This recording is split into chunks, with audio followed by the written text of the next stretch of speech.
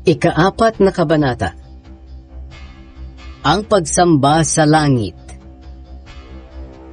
Pagkatapos nito, nakita kong nabuksan ang pinto sa langit, at narinig kong muli ang tinig na parang trumpeta. Sinabi niya, "Umakyat ka rito at ipapakita ko sa iyo ang mga mangyayari sa hinaharap." Bigla na lang akong napuspos ng banal na espiritu. At nakita ko roon sa langit ang isang trono na may nakaupo na nagniningning, tulad ng mamahaling mga batong jasper at cornalina. At nakapaikot sa trono ang bahagharing kakulay ng batong esmeralda.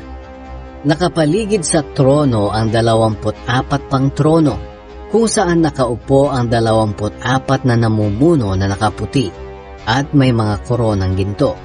Mula sa trono'y kumikidlat, kumukulog, at may umuugong. Sa harap ng trono'y may 7 nakasinding ilawan.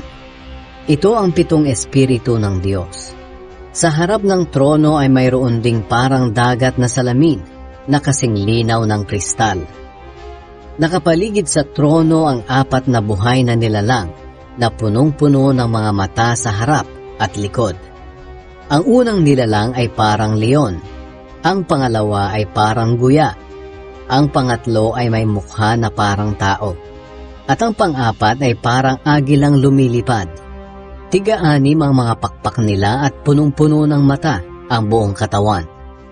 Araw-gabi ay wala silang tigil sa pagsasabi ng, "Banal, banal, banal ang Panginoong Diyos nating makapangyarihan sa lahat. Siya ang Diyos noon, ngayon at sa hinaharap." Habang nagbibigay sila ng parangal, papuri at pasasalamat sa nakaupo sa trono na nabubuhay magpakailanman, lumuluhod at sumasamba sa Kanya ang 24 na namumuno.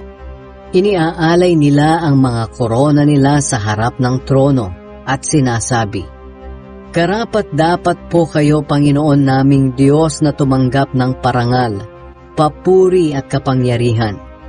Dahil kayo ang lumikha sa lahat ng bagay, at ginawa ninyo ang mga ito ayon sa inyong kagustuhan."